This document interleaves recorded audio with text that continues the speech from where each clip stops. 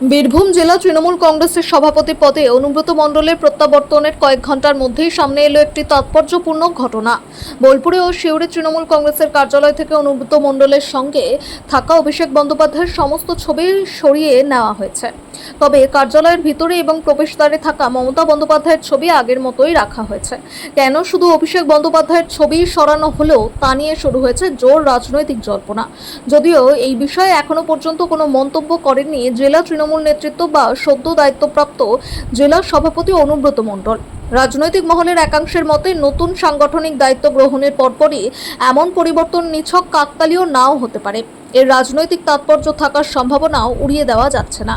তবে দলীয় নেতৃত্বের আনুষ্ঠানিক ব্যাখ্যা না থাকায় বিষয়টি আপাতত জল্পনার মধ্যেই সীমাবদ্ধ রয়েছে। এই ঘটনাকে কেন্দ্র করে বীরভূমের রাজনৈতিক মহলে নতুন করে আলোচনা শুরু হয়েছে। আগামী দিনে এর কোনো সাংগঠনিক বা রাজনৈতিক প্রভাব পড়ে কিনা তা দেখার বিষয়।